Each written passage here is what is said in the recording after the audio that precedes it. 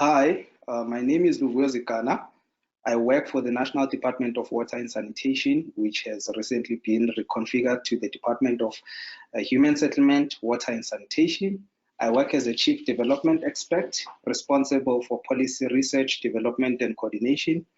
So I'm going to talk about why I fell in love with evidence-informed decision-making. So I'll take you through the genesis of it. It started in 2016 when I was an intern at Beach Hall. We attended the evidence conference at CSIR. That's when I got infatuated to the idea of evidence at that time. And that's when I got exposed to what entails evidence. Then in 2017, I worked as a researcher at the Africa Center for Evidence, where I saw in firsthand the application of evidence and what entails evidence at large. So that process was an eye-opener and also interesting for me. So then again, in 2017, I went to work at the Department of Water and Sanitation under policy. That's when I got the first-hand application of evidence in the real world.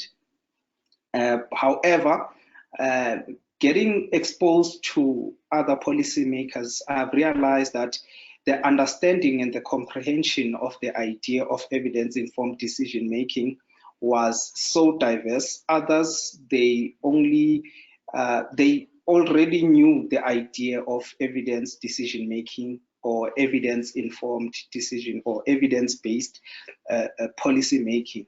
However, the real application of it, they had a different explanation to it.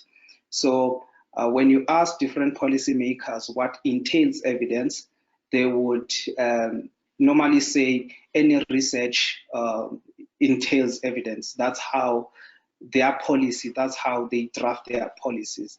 Then I saw it as an opportunity to become an advocate for evidence within the government sector in South Africa, although there are other people in the DPME, planning, monitoring, and evaluation, who are currently leading in that field.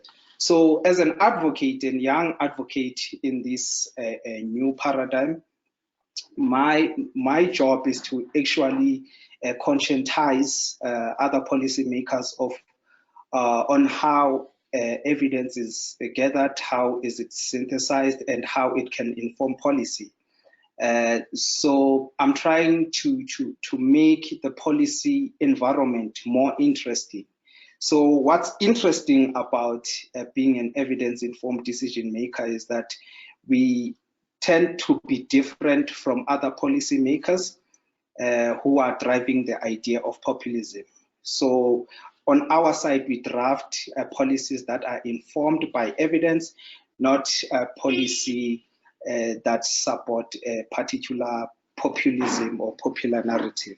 So yeah, that's how I fell in love with evidence, and that's how I'm driving this paradigm within the government sphere, so that we are able to draft policies that are informed by evidence.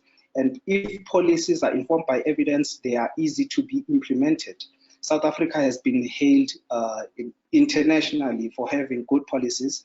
However, the implementation becomes a problem. So if we can shift